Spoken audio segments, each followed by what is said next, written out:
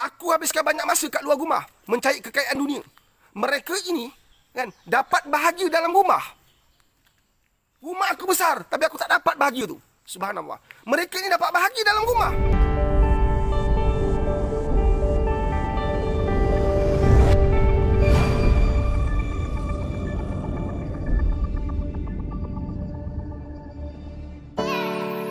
Rasa yang lezat, aroma yang mempesonakan, penuh dengan khasiat semula jadi. Produk istimewa daripada Pak Dis.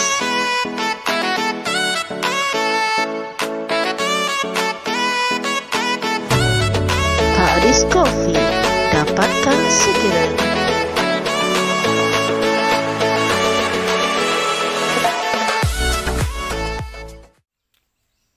Dah ada seorang lelaki ni tuan-tuan, kan? Dia minta pada pekerja dia, dia bos, kan? Dia minta pekerja dia, boleh tak tolong aku, kan? Tolong aku, kan? Kenalkan pada mana-mana pekerja. Kenalkan aku pada mana pekerja. Dia ada kilang besar, dia ada pekerja banyak, 200 lebih pekerja. Dan dia tak kenal semua pekerja tuan-tuan. Dia kenal first level of management je. Dia kenal orang atas je. Dia tak kenal yang bawah ni, kan? Dia tak kenal makcik cleaner.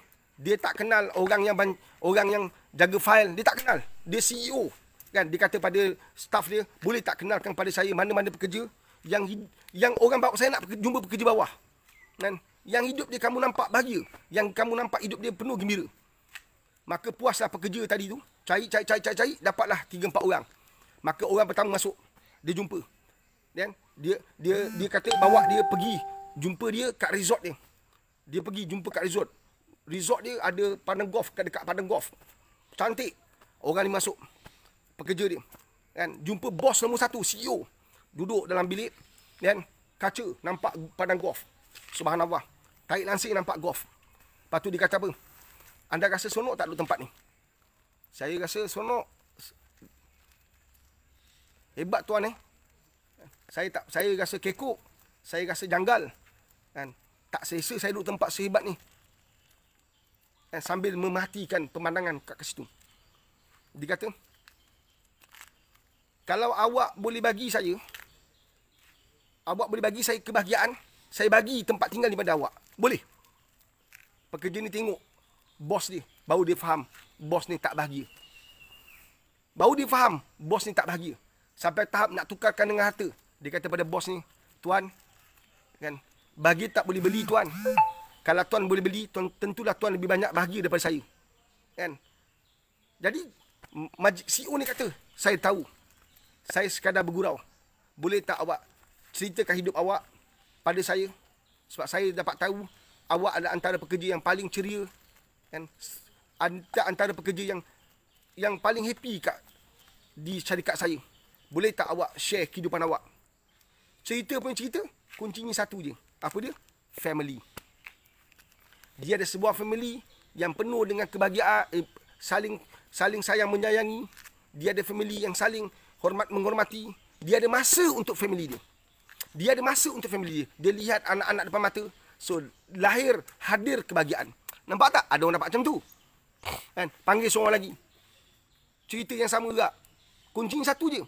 Kebahagiaan dia dapat sebab dia habiskan masa dia di atas tikar sejadah. Dia dapat pimpin keluarga dia solat jemaah sama-sama. Dia dapat bertadarus Quran bersama-sama. Dia dapat baca hadis dalam keluarga bersama-sama. Subhanallah. Nampak tak? Rupa-rupanya mereka dapat ni semua di dalam rumah masing-masing. Aku habiskan banyak masa kat luar rumah mencari kekayaan dunia. Mereka ini kan dapat bahagia dalam rumah. Rumah aku besar, tapi aku tak dapat bahagia tu. Subhanallah. Mereka ini dapat bahagia dalam rumah. Sedangkan aku habiskan banyak. Aku telah membentukkan sepahat 70% usia aku untuk dunia. 70% usia aku di luar rumah. Baru dia faham. Sekarang anda semua dalam rumah kan? Tak ramai orang dapat bahagia. Tekan lagi ada. Anak bising menjerit. Yang seorang kacau adik. Yang seorang berayut pakai handphone. Yang seorang main handphone tak berhenti-berhenti. Yang seorang berebut handphone. Yang seorang lagi nak channel ni. Yang tu nak channel ni. Astro ada kat rumah. Tapi TV ada satu.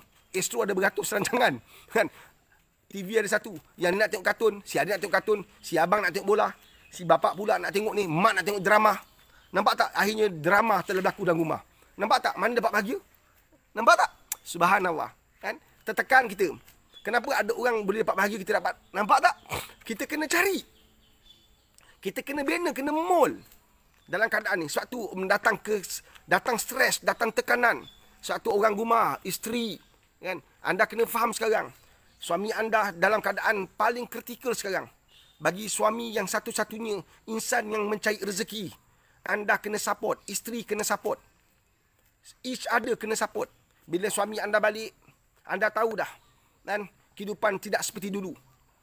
Pendapatan dah tak seberapa. Kan? Manfaatkan apa yang ada.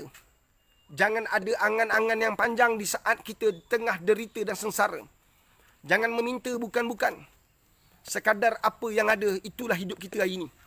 Sebelum ni, terlalu banyak Allah dah bagi. Syukurnya kurang. Mengeluhnya panjang.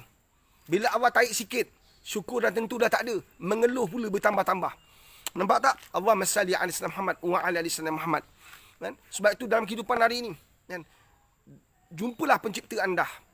Duduklah berdua. Duduklah bersendirian. Kamu akan jumpa detik-detik bahagia itu. Maka sebarkan dalam keluarga anda. Bawa anak-anak keluarga kita untuk merasai detik yang sama. Baca hadis dalam rumah.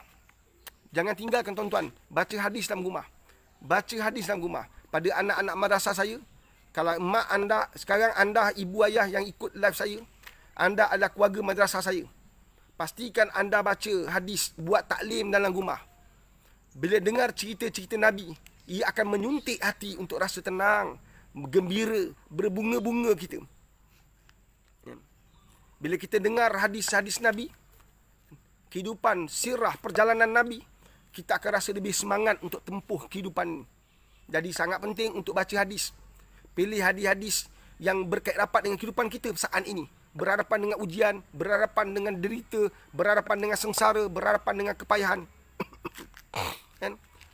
Dan kita akan nampak antara hadis yang Nabi pernah sebut, kan? Manusia ni cintakan dunia. Inilah antara punca mengapa kita pada hari ini, kan? Ibarat ikan yang tak dapat air. Mengelupur kita. Sebab kecintaan kita pada dunia terlalu tinggi. Dan kita tak biasa hidup dalam keadaan yang penuh kesempitan. Hidup kita, walaupun kita orang miskin, orang biasa, tapi ada estro. Kan?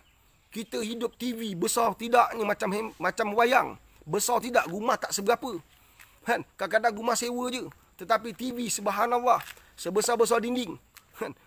Kenikmatan melihat TV itu bukan pada TV. Pada mesej yang disampaikan, contohnya lah. Kan? Besar-besar tidak boleh TV. Dah tentulah banyak masa pada TV tu. Subhanallah.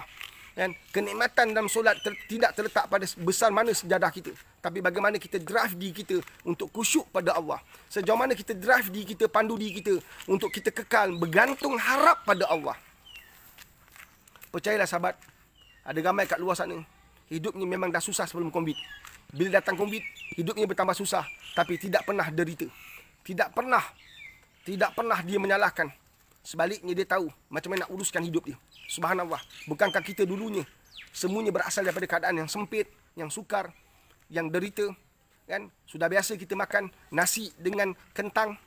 Kita dah biasa kalau orang tahun 60-an, 70-an dia faham ni.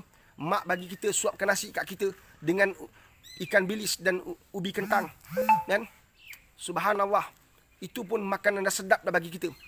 Kadang-kadang kalau orang Melaka kita makan sambal belacan, nasi putih, subhanallah, dengan sayur pucuk ubi. Dah cukup dah. Tak ada ayam, tak ada daging.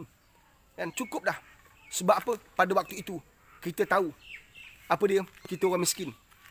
Kita tak pernah ada angan-angan besar nak makan sedap-sedap. Kita terima kehidupan kita pada hari itu. Hari ini kita terpaksa terima. Inilah kehidupan kita. Kita terpaksa terima. Inilah kehidupan kita. InsyaAllah kita akan jadi lebih tenang berhadapan dengan 1001 persoalan hidup. Rasa yang lazat, aroma yang mempesonakan, penuh dengan khasiat semula jadi. Produk istimewa daripada Pak Lis.